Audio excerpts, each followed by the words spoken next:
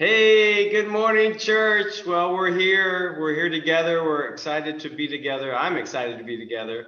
I've got my worship shirt on. I'm ready to do work this morning. So thank you for tuning in. I know a lot of us are still running around trying to figure out how to get things ready for Sunday morning. So I just want you to take a moment, pull out your phones, and invite somebody to church this morning. Go ahead and text them and tell them, hey, we're on Facebook Live right now, on Facebook of the RCC page, Renton Christian Center. So go ahead and do that. I'm going to send out a couple texts myself, and just want to remind people that, hey, we're on, we're ready to roll. So pull your phone out and do that if you can. That'd be awesome. I hope you're having a great week. There you go. I was trying to multitask, not so good at it. But I hope you're having a great week, and I hope that you're plugged into Jesus, and that you remember that He's good, and that He watches over you. You're not alone. Even in a house full of people, sometimes we can feel alone, but you're not alone. That He's with us, that He guides us, and that He really does care for us, even in the midst of quarantine, even in the midst of all the stuff that's going on. I pray what's happening is even more that your spiritual antennas are tuned in even more right now during this time. And so a lot of stuff happening here at the church. I want to show you some of the behind the scenes today. I know some of you fans of sports. There are no sports right now, I guess, unless you watch ESPN. They've been having marble racing. Yes, there was a weird pause there because I tuned it in for about, well, I have to admit, I watched it for about a minute, and then I just said, I can't do it. And so anyways, but yeah, NFL draft was this week, and there's, all the teams, and they're all from home. It was crazy. We're going to give you a little taste of what's going on behind the scenes. So we're from 4 different places this morning. So Eric's going to get us on. Are we all on right now, Eric? So we can see Nicole, and we can see Dana. So see, they're all being really good. They're all sheltered in at their house. I'm actually at the church. I've been here for a while this morning, just working away and just spending some time with Jesus, and it's good. I love being in this house. And so this is what it's looking like. We're going to kind of bounce around this morning a little bit. And so to start us off, I want to invite Nicole to tell us what's happening in RCC this week. All right. Good morning, everyone. Super excited to be sharing our announcements this week. I know if you're like me, March and April have begun to feel a lot like years rather than months in this constantly changing time where it feels like everything is an unknown. But here's the great news. Everything in our lives may be different than what we've ever experienced. And tomorrow may bring something else completely unexpected, but we are loved and cared for by a God that does not change.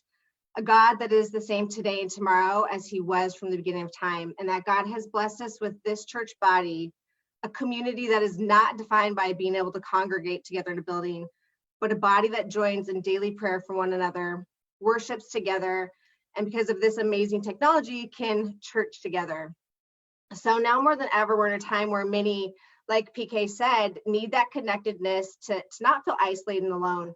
And we have several opportunities outside of Sunday for this. You can join us Tuesdays at 10 a.m. via Zoom for devotions. Wednesdays at 10, Facebook Live with PK for any updates. And make sure you drop a line, say something in the comments. He likes to feel like people are out there watching him. Thursdays, we have 10 a.m. and 7 p.m. prayer meetings. And we've begun offering the 2 different times because we know many people are still working and can't attend that morning session.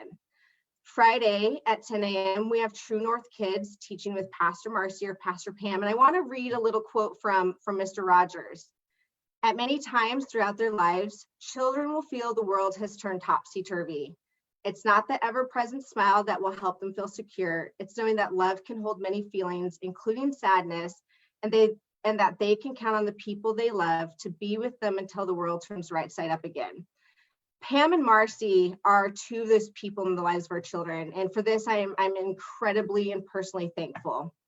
Have your kids join this, until our world turns right side up again. They're there for our kids. Fridays from 8 to 9, we have our woven women's gatherings. And lady, I think it's safe to say that homeschool your kids on top of the daily demands of work and life, you need a break. You need to be refreshed, and that's exactly what this gathering is here to do.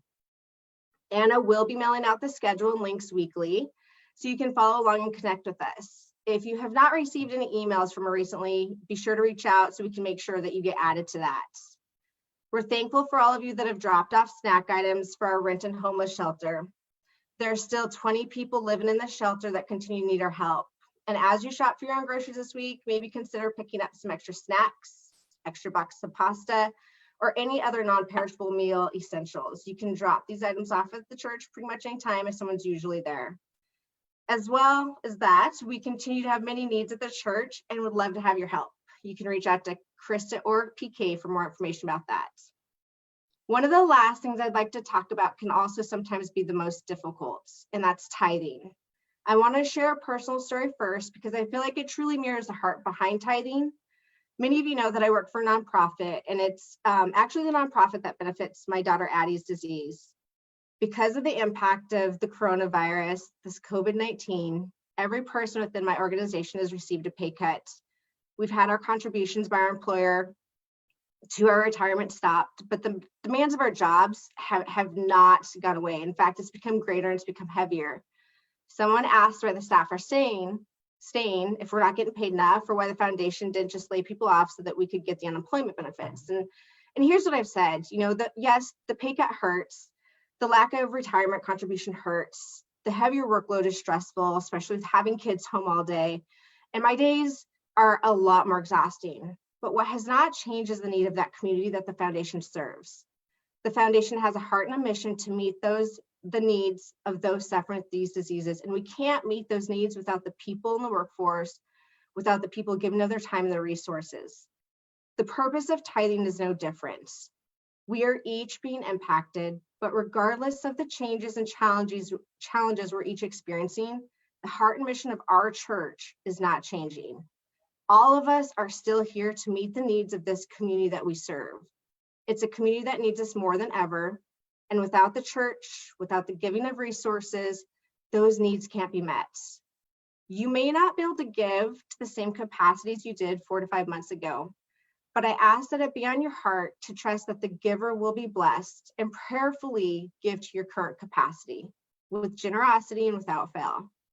I ask that you pray over your tithe this week, pray out of faithfulness and trust that our God will multiply it and create countless blessings because of it. I thank each of you in advance for your generosity during these difficult times and for continuing to be the hands and feet of Christ. Now, with all of that being said, I'm sure you're probably ready for a break from my face and voice, so I'm going to pass it back over to Pastor Kevin for worship. Wow. Great job, Nicole. Thank you so much for being willing to step up and say, hey, I'm willing to do some announcements. You killed it. Great job. In fact, Pastor Alex sent me a text while you were doing the announcement, said, tell Nicole she's killing it right now. So good. So thank you so much for being willing to do that and share with us. I love the story about what's happening with your nonprofit. And it's just so important right now, church, that we're generous during this time, that we don't hunker down and be afraid, but we're generous because God is so generous to us. And he extends so much to us, mercy. And the Bible says that his mercy is new every morning. We talk about that all the time, but he extends grace to us. And I want to sing this morning a little bit about his grace today. And just, I want us to be in the heart of worship and just say, God, I'm thankful for your grace. So let's sing about his amazing grace this morning. Amazing grace, how sweet the sound that saved a wretch like me. Oh, I once was lost, but now I was blind, but now I see.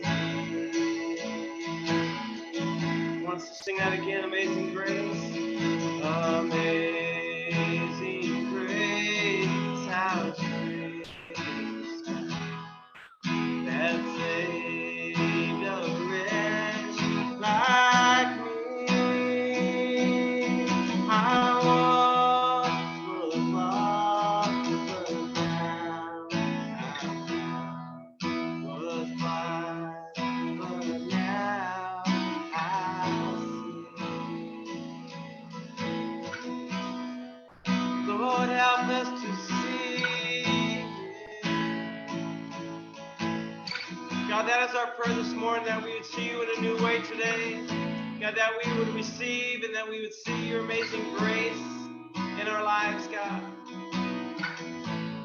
I know we're all isolated, we're all at home, we're all doing our own thing, but can I invite you to lift your hands, to lift your hearts before him this morning, and thank him for his amazing grace. Thank him for all the things that he's doing in you today, and what he's been doing in your life.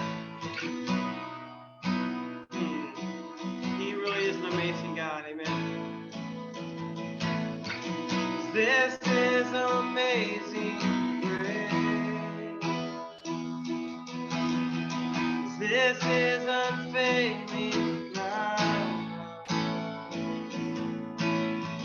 that you would take my place, oh, that you would bear my cross, you would lay down your life,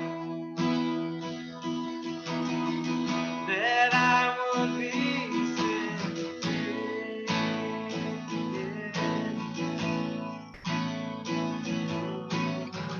Jesus, I sing all that you've done. This is amazing grace. Oh, this is unfailing love, that you would take my place. Jesus, that you would bear my cross. You would lay down your life, that I might be set free. Oh, I'm free. Jesus, I sing. Jesus, I sing. Jesus, I sing about all that you've done for me. All that you've done for me.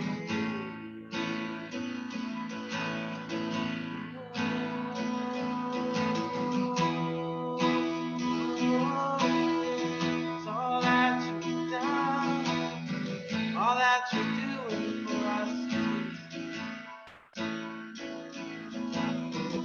Holy, holy, holy. Well, let's worship.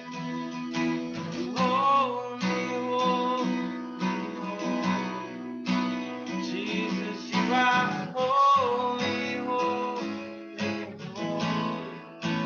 I want to see. You are so holy, holy. Jesus, you are holy, holy. Jesus, you are holy, holy, holy. I want to see you high and lifted up. Oh Lord, shining in the light of your glory. Oh, and pour out your power and love as we sing, holy, holy, holy.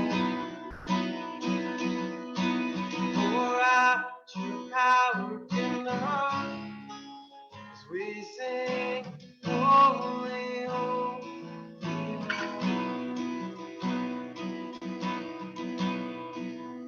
You are so holy, Jesus.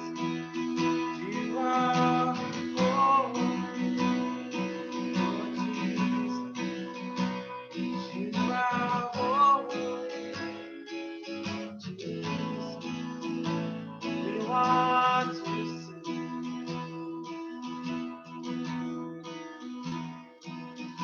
Just open the eyes of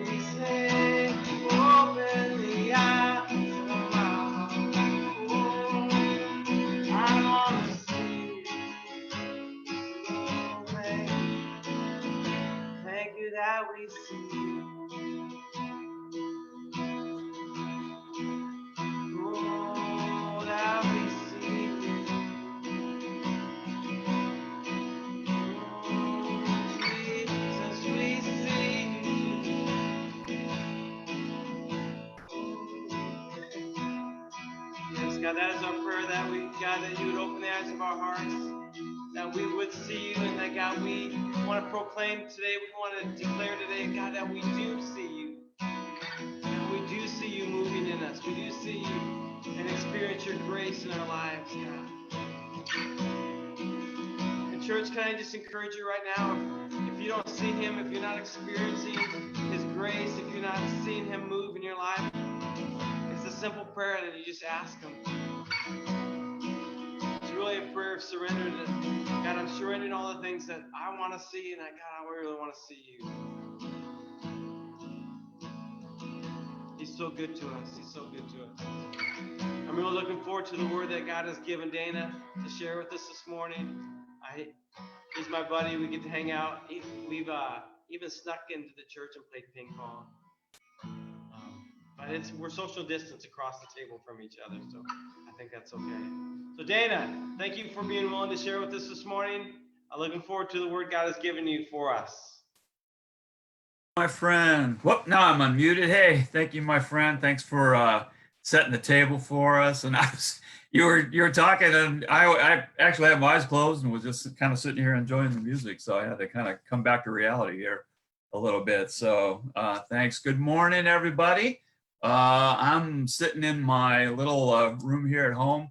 Grace and I kind of have our own rooms here. She's got one upstairs in the corner of the house that way. I'm downstairs in what we call our sunroom. So I've got all windows over here on the right of me, and it is gorgeous just to be able to sit here and enjoy that. So as much as I would love to be in RCC and seeing all of your faces this morning, and I truly wish that's where we all could be, it is absolutely beautiful looking out the windows here today. And just a reminder, PK knows one of my favorite verses in scripture is that God's mercies are new every day.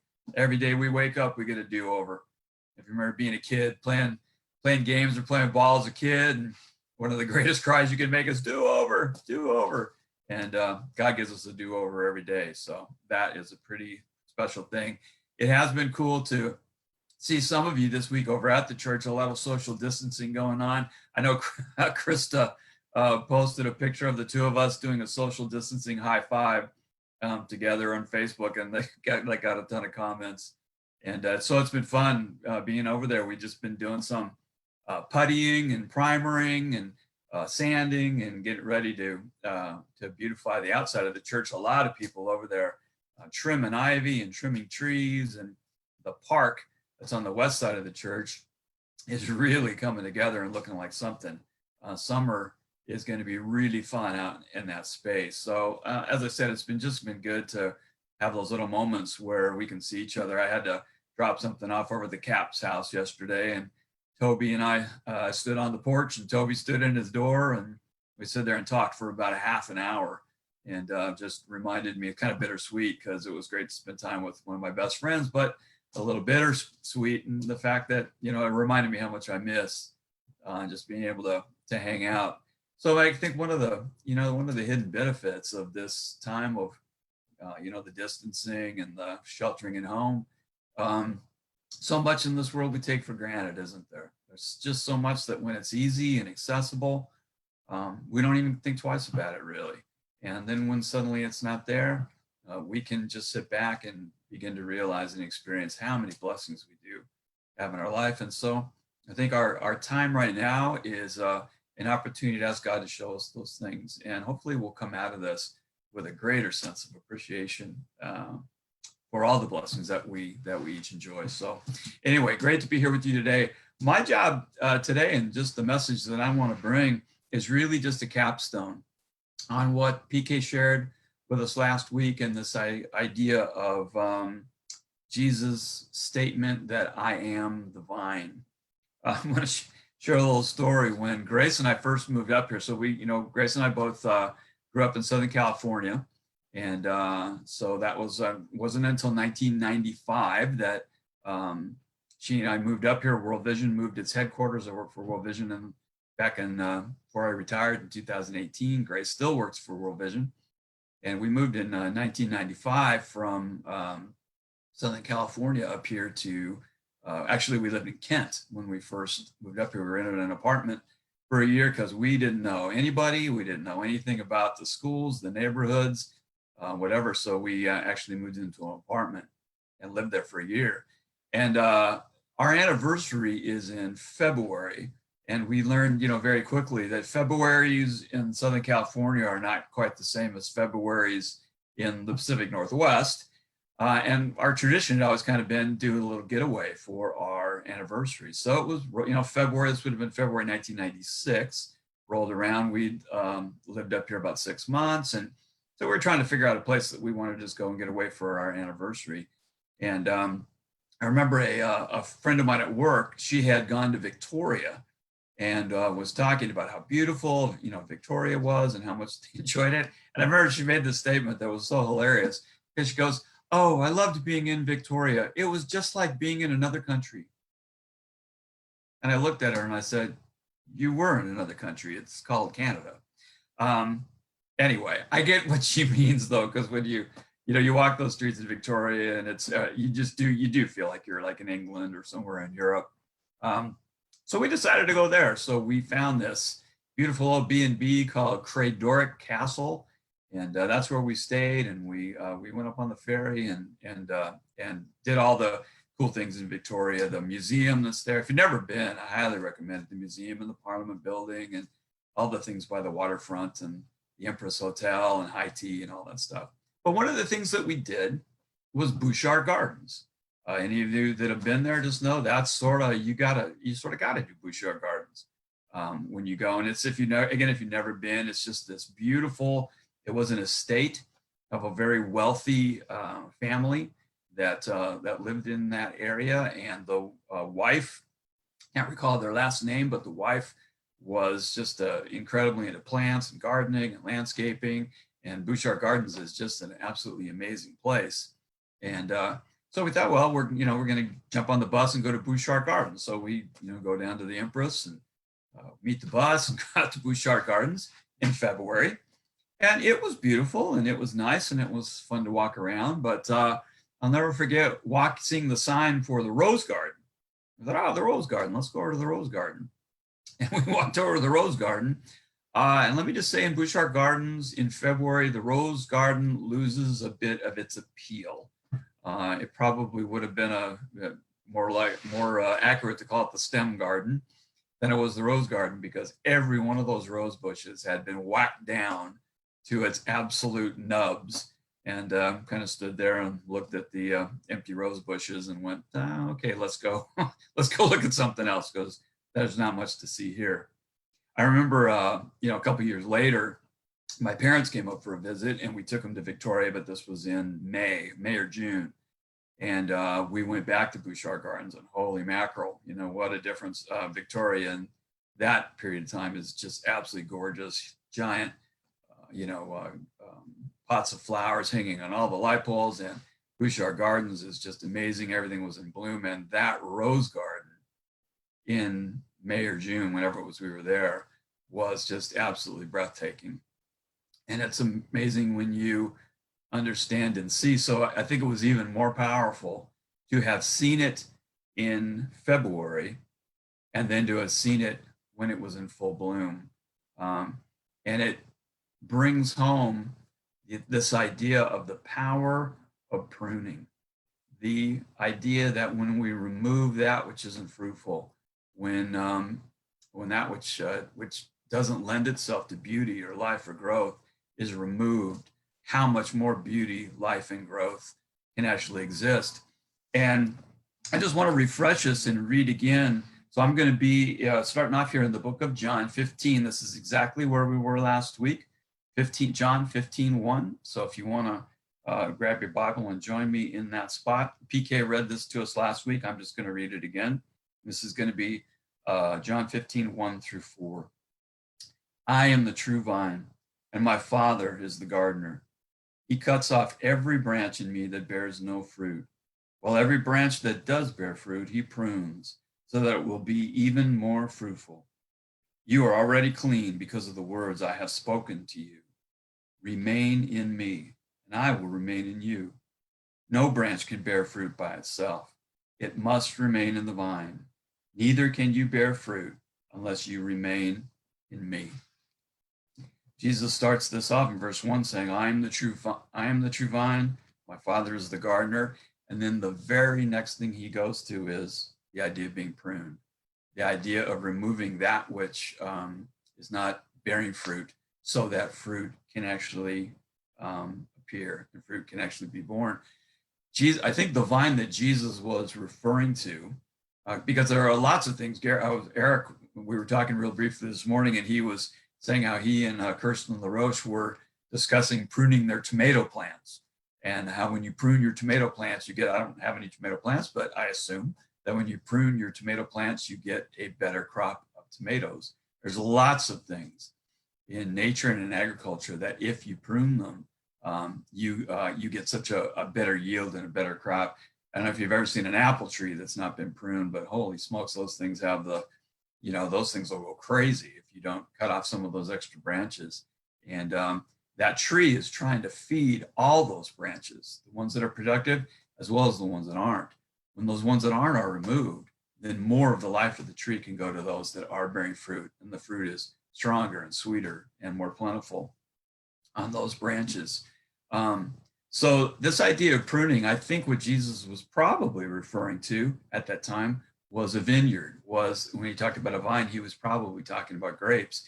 And again, Jesus had a way in his teaching with his disciples of putting things into a metaphor, a story, a parable that they, in their everyday lives, that they could easily understand. And everyone that lived in that region understood what grapevines looked like. They not only understood what grapevines looked like when they were in full fruit, but they also understood what grapevines looked like when they had been pruned, and understood what that process was, and understood that for grapes, pruning isn't just something that happens once, but pruning isn't in an ongoing manner. There's a major pruning that'll happen at a time when the vines are at rest.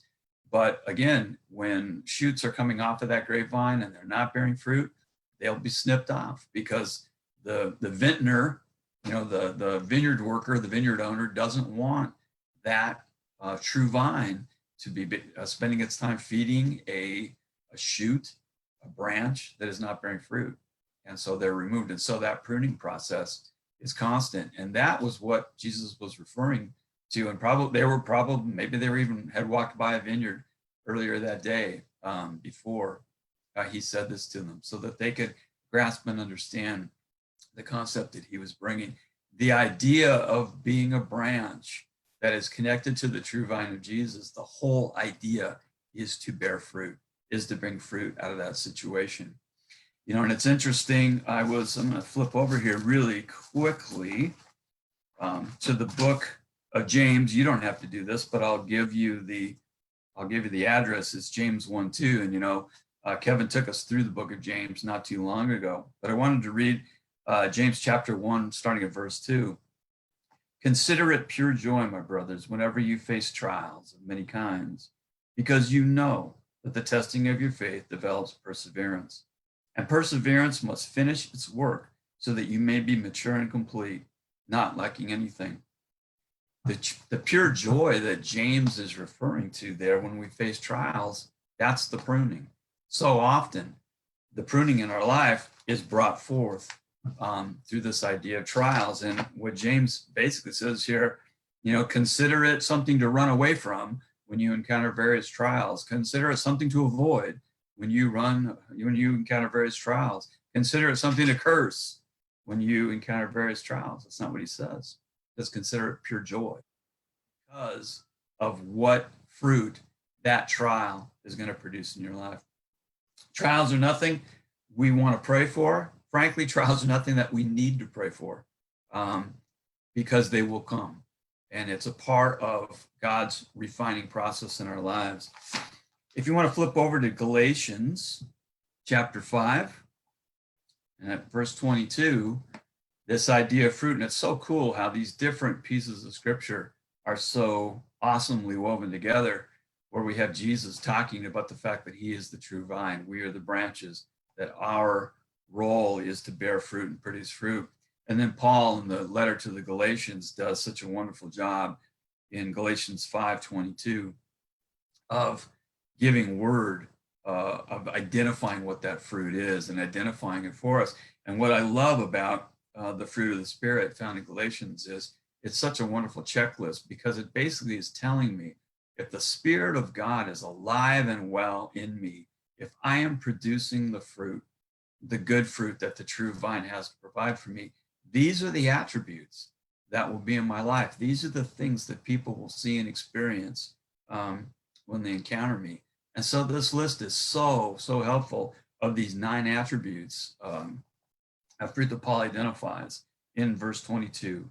But the fruit of the Spirit is love, joy, peace, patience, kindness, goodness, faithfulness, gentleness, and self-control. Against such things there is no law. Let me read that list one more time. Love, joy, peace, patience, kindness, goodness, faithfulness, gentleness, and self-control. And if we tie what Jesus said in John chapter 15 to what Paul says here in Galatians 5, what we realize is the pruning that God the gardener is doing in our lives is designed to bring these things forth. In looking at those 9 items, I look at love. How can pruning bring forth love? I love the fact that the Greeks did us a big favor by giving many more words and many more descriptions to the act of love than we've done in English, because I can say, I love French fries, I love a long walk in the rain, I love my wife, and it's all the same word. And the Greeks recognized that that word was much more complex than just one word. And there's even been in a commercial on TV, some of you may have seen it, where I can't remember what the company is, I think it's an insurance company, but they talk about the fact that the Greeks had a different expression for love, and they talk about the highest expression, which, as we know, is agape, the love that God has for us. The description of agape is really a selfless love. It is a love that is completely and purely aimed at those who we are loving and not at ourselves. If you think about the fact that the highest expression of love is selflessness, then what needs to be pruned from my life for me to attain that highest expression of that fruit? It would be selfishness. Those are kind of the polar opposites, selflessness, selfishness.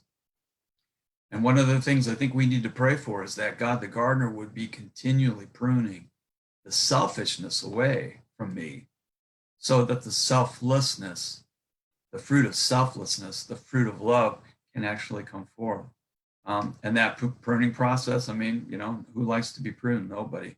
And I think at heart, our flesh, Paul talks about in Romans, there's a war going on inside of us. There's the part of our nature that wants to please God, to bear fruit, to feel his loving hand. And there is a part of our nature that is wrapped in fallen flesh that wants to please that flesh and is the essence and definition of selfishness.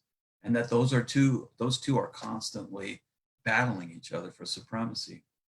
And our prayer needs to be that God, the gardener, will be constantly pruning that tendency towards selfishness away from me, because I want that fruit of agape. I want that fruit of selflessness. I want that highest fruit to be in my life. And the only way that can happen is if it's pruned. If the selfishness, the fruit of selfishness is pruned, the dry, brittle worthlessness of selfishness is pruned away. The next fruit is joy. Joy, by its very definition, has to be experienced through a time of trial or pruning. And let me explain that. There's a huge difference between joy and happiness. Happiness is based on my circumstances. It's sunny outside. I'm happy about that. I can go for a walk. I can mow my lawn. I can sit outside in a chair in the sunshine. That makes me happy. If it were raining, I probably wouldn't be happy. I couldn't go for a walk. I couldn't go sit outside the way I want to. My happiness is going to be dictated by my circumstances. Joy is the opposite of that. Joy is basically detaching that sense of well-being And that joy is the greatest word. That sense of joy comes not from my circumstances, but from knowing that I am loved perfectly and completely, no matter what my circumstances, by a God who loves me, who knows me, and fills my life with promises, no matter what my circumstances. For me to experience joy, I have to walk through trial. There's no other way to experience it. Otherwise, joy is a concept. Joy can only be fully experienced and fully matured through trial, through pruning. That's the pureness of joy, the pureness of the fruit of joy that God is bringing out of us. That's why James says, count it pure joy, my brothers, when you encounter various trials, because God is building things up in you.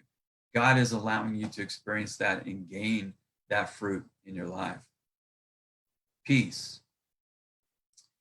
I remember going on a houseboat trip with my family when I was 10 years old. We went to Lake Shasta on a houseboat. And one of the things we did when we were there, there's a cave system. I think it's called Boyden Caves. There's also Shasta Caverns, but this was different. I think it was called Boyden Caves. And my dad took us and we went, you can go through and tour these caves. And I remember we were in the kind of the outside area waiting to go in, and you have a tour guide that walks you through, and he reached into his pocket and he pulled out a book of matches. We're out in the sunshine, and he lit a match. He was just holding it. And he said, I just wanted to light this match. And I goes, I'm going to light another match in a little bit. And I just wanted you to experience it here. And then we're going to experience it somewhere else. And he blows it out and we go into the cave. And after walking and seeing all this great stuff, we're in like this main chamber. And they had electric lighting in the cave, and he turned it off. And there's no blackness like a cave. There's absolutely no sunlight coming in there. And it was as dark could be. And then he lit a match. And the light that filled that cave from that little match, that outside in the sunlight, you couldn't even see it. It wasn't even, it made no dent at all. But in the darkness of that cavern, it lit up every corner of that cavern. And I think of peace that way, that peace in a time of tranquility is a wonderful thing, but it's not going to necessarily shine so bright in a period of tranquility. But peace in a period of darkness, peace in a period where light is difficult to find, if we have the fruit of peace in our life in a time that is considered by so many to be dark and difficult, we can shine an incredible light just the same way that single simple match shines such an incredible light in that cave. Patience. I don't even think I need to explain that one. How do you gain patience unless you're in a circumstance that generates patience? The thing I thought about with this, and it's kind of, I hope you can stay with me on this track, but I remember when Grace was pregnant with our first, with Jared, and I'd obviously never been a dad before. And, I grew up with a dad, and I grew up with dads around me in my neighborhood. And you see dads on TV and all of this stuff. And so being a dad was a concept for me. I hadn't experienced it. I didn't know what it was, but I had a concept of what I thought it was. And then our son was born. And these were the, Grace had the baby, and I went home and made some phone calls, and it was obviously before cell phones. And I remember coming back to the hospital, and Grace had a C-section when she had Jared. And so she was resting. They had sedated her and, got her all fixed up. And the babies were, in that big room with the big window, right? And they all were all in those little cribs on wheels. And you always hope they put the name card on the right baby, because that could be bad. But I remember I was standing in the window kind of looking, and I could see where he was, and the nurse was in there, and she pointed, to that crib, and I nodded yes, and she rolled it over to the window. So Jared was right next to me. And I remember kneeling down so that I was at his level on that little container that they had him in, was clear plastic. And he was laying on a covered up, all bundled up in a blanket. And I remember kneeling down and just putting my chin on my hands on the railing and putting my chin, and was just struck by the fact that being a father just went from a concept to reality.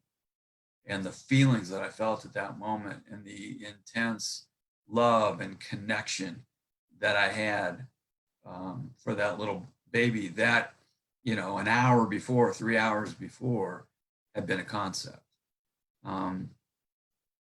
Patience is a concept until we walk through it. Patience is a concept until we have an opportunity in our lives to exercise it. And patience, by its very nature, again, is something that is exercised and developed in a time that calls for it. Patience means you're willing to be calmly in a place you don't want to be. It's kind of the essence of it. I'm going to endure something that I would really rather not endure, and I'm going to exercise my patience to do that. I hate to break it to you, but the only way to develop and exercise the fruit of patience is to walk through difficult times. I'm going to kind of lump the next three together: kindness, goodness, and gentleness. And you think, kindness and goodness and gentleness, how are those affected and brought out by a time of pruning, maybe by a time of trial? And, the thing I think about there is kindness, goodness, and gentleness. I was standing on Toby's porch yesterday and we're talking, and I love Toby. We've been, best of friends for so long and have had a lot of mutual experiences together. It's easy for me to feel kindness and goodness and gentleness to my friend, to the person that I love. But I was reading this morning, and again, I'll just give you the address and you can look it up later, and I'm going to paraphrase it for you. But in Matthew 5:46, Jesus says, you love, I'm going to paraphrase, but he says, you love those who love you. What reward is there in that? In other words, you love those who love you, big deal. And then he goes on to say, even the tax collectors do that.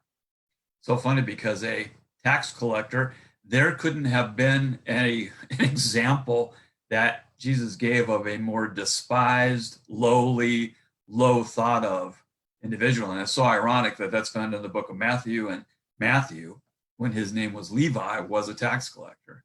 But basically what Jesus is saying in there is, you love those that love you, big deal. Even the unbeliever, even the tax collector, even the most lowly does that. You're kind to Toby Caps. You show goodness and gentleness to Toby Caps. Big deal, because you love him. Love your enemies. Suddenly, kindness and goodness and gentleness take on a whole different aspect when we recognize that we're called to bear that fruit to those that are not easy to love, to those that maybe are giving us a reason to not want to express those things to them. And yet that's the fruit that we're called to bear. The mature fruit, the strong fruit, the good fruit is born. It's not born on the porch of my best friend.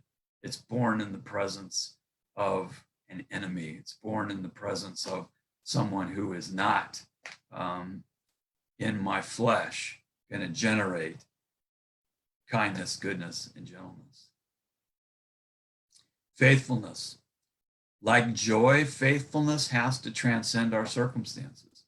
To be faithful in something and to see that attribute and that faith grow means we need to cling to that which we trust and believe, even in the midst of circumstances that don't lend itself to that trust or belief. By its very nature, to grow faithfulness means you walk through a time where that faith is tested. It's exactly like a weightlifter or any athlete that goes through that period of time when bodybuilders or weightlifters lift weights, what they're actually doing is tearing their muscles. And those muscles then heal and rebuild. And when they rebuild, they're stronger and they're better. And it's that process of building up that strength. The exercise of faithfulness is the same thing. The way it grows and the way it develops is that we learn to transcend our circumstances. It's easy to praise God when things are good. It's easy to be faithful and to sing our hallelujahs when all is going well.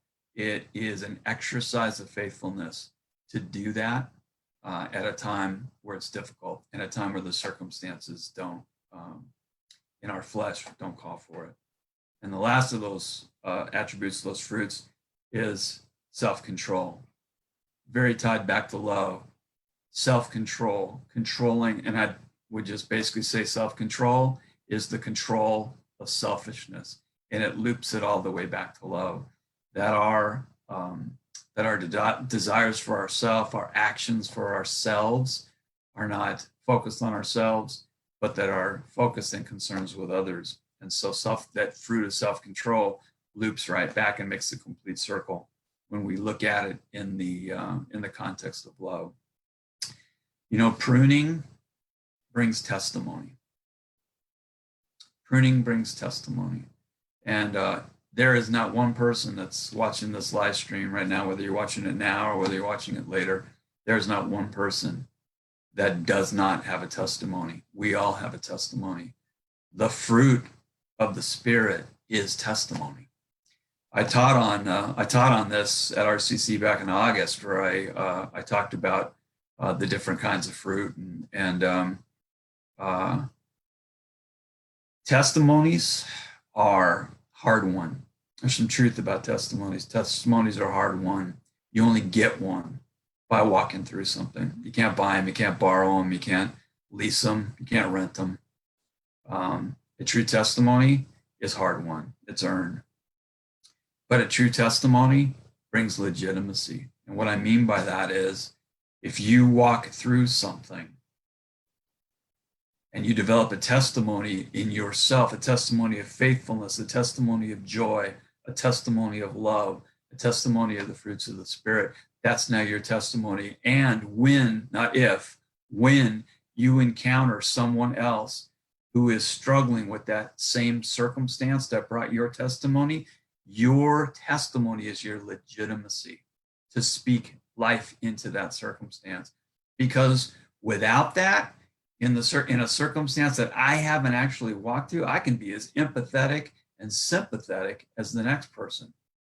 But if I haven't walked through what they've walked through, then how much legitimacy, how much value do my words have?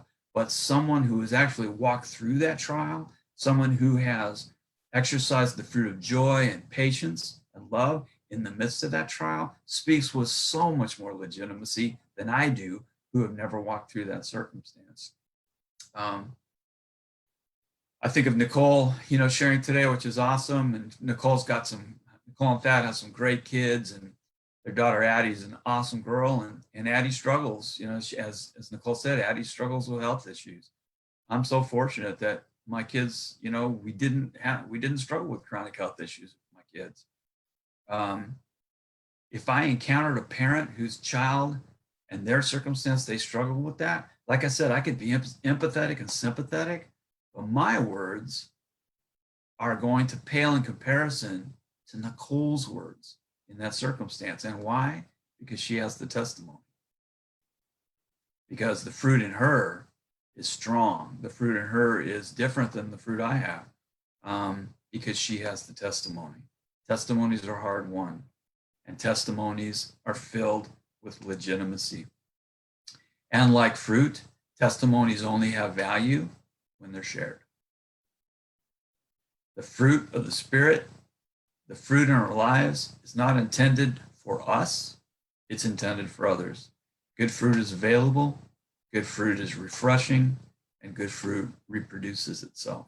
We should be reproducing that good fruit that God has given to us in our lives and the lives of others. I have a very good friend at World Vision, and I remember we were meeting at devotions one day, and we were doing prayer requests around the table after our devotions, and she shared something that she was going through that she wanted prayer for, but she put such an awesome spin on it, because after she shared this, she basically said, I'm not going to let a good trial go to waste.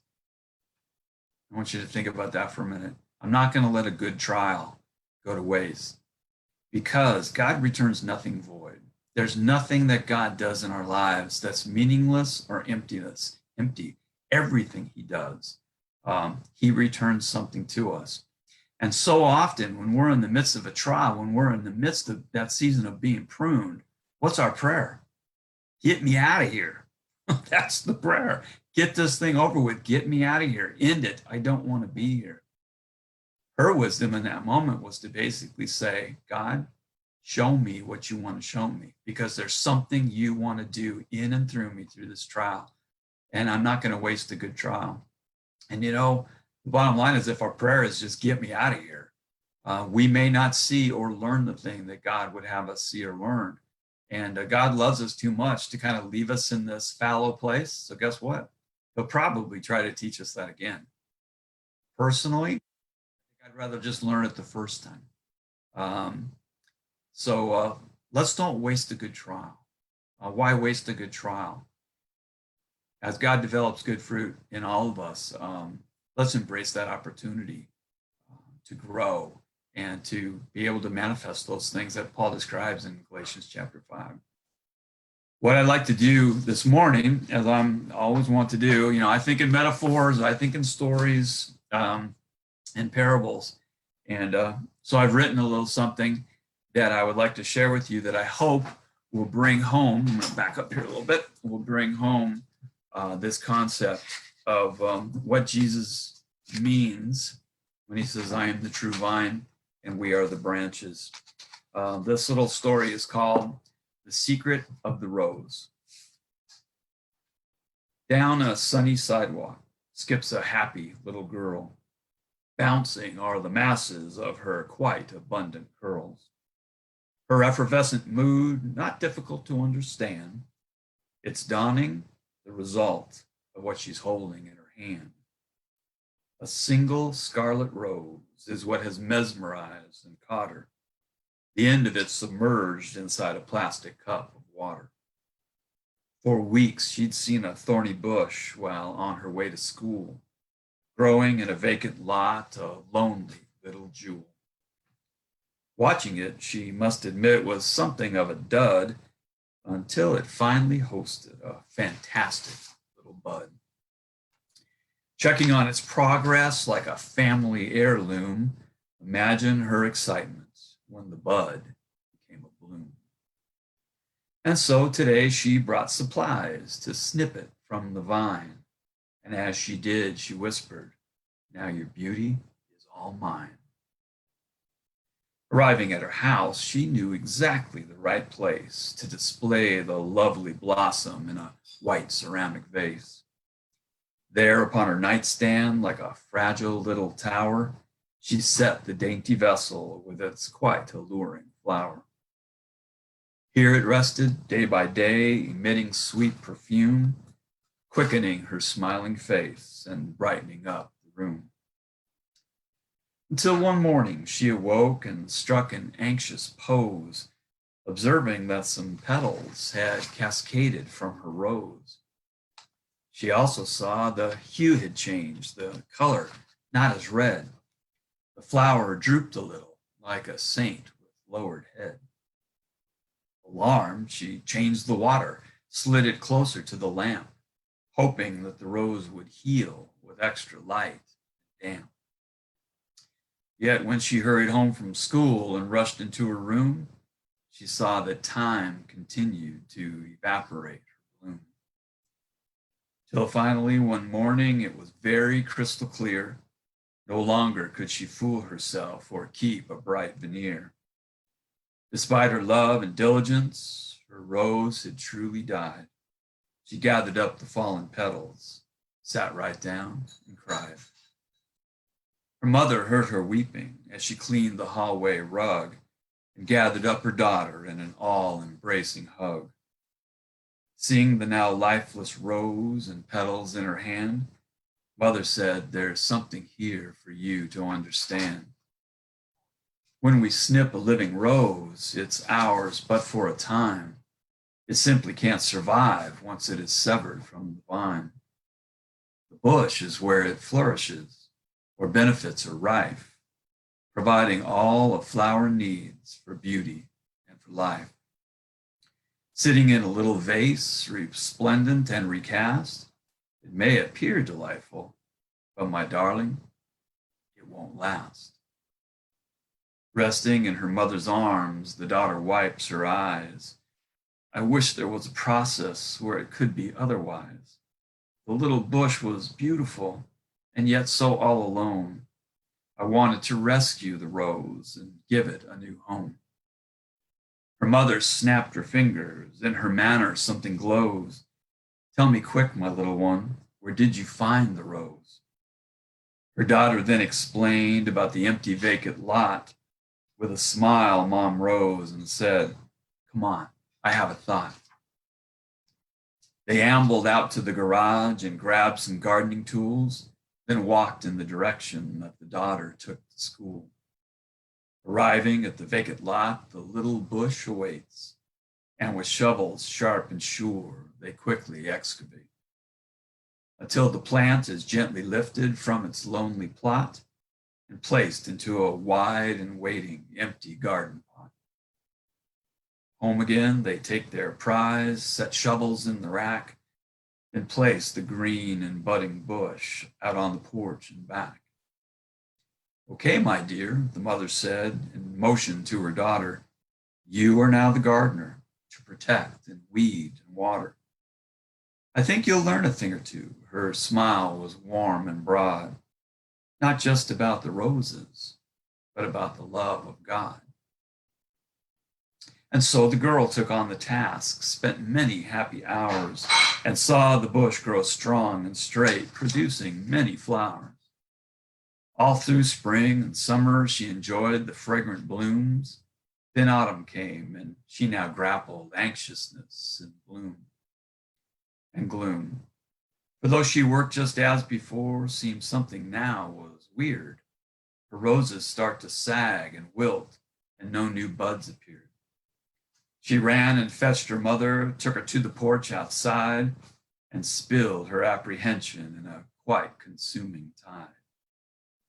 Mother touched her shoulder. There is something here to learn. It's something called a season, and every season has its turn. You've so enjoyed the flowers. Yes, their blooming is the best, but every gardener knows the time to let their roses rest. If you want fine blossoms come next April, May, or June, then autumn is the season to prepare the bush and prune. Prune? The daughter questioned, her confusion brightly blazing.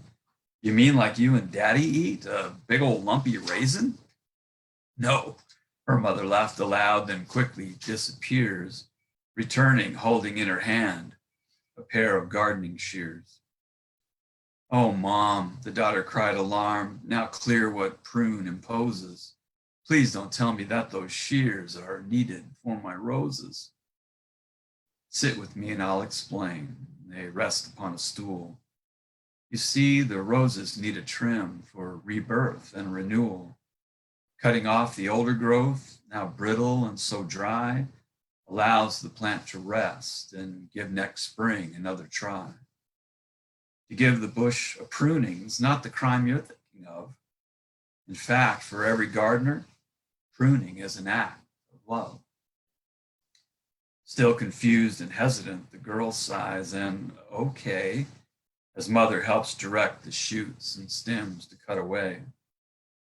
Every sniff is painful as the pile increased in size. The girl just can't contain the teardrops filling up her eyes. Soon the task is over and the bush is fully shorn. There it sits without repute, so bare and unadorned. Mommy, are you sure? She cries a quite pathetic plea. Her mother hugs her tight and with conviction says, you'll see. As the autumn courses, fallen leaves surround the bush, swirling in a circle as the wind gives them a push. Winter brings the snowfall and the pot fills up with white. The girl stares out the window, praying that her mom is right. All through the dreary weather, not a single sign of life. Hope becomes as rare as sunshine, and her dread is rife. Until the dawn of April, the barest hint of spring. Robins strut the greening lawn, and sparrows start to sing. Looking out the window, our girl makes a merry sound. She sees new leaves are growing, where in winter none were found. She runs to find her mother, and they share this happy day. The girl leans tight against her as she hears her mother say, I guess you're back in business. You're a gardener once again. And soon you'll have more roses than a racehorse with a wind. They share a laugh together as her mom caressed her cheek. You know, this really is a gift, one priceless and unique. There's beauty and vitality whenever blooms remain connected to the living vine. With people, it's the same. Our seasons come, our seasons go, like phases of the moon. And some were ripe and blossoming, and others, well, were pruned. But whether it's the height of spring or chilling days of fall, remember that our gardener, he is with us. He is with us through it all. The girl intently listened, found the wording rather odd, till all at once she said, Mom, are you talking about God? You're such a clever girl. Her mother bent and touching noses, said, Jesus really loves you, and he tells you through your roses. Well, all her life, our little girl grew roses by the score, not just for scent or beauty. No, 'twas really so much more. She labored in her garden so adoringly because her flowers served to demonstrate how loved by God she was. And so it is with us. His endless faithfulness, the reason that we rejoice or just hold on, no matter what season.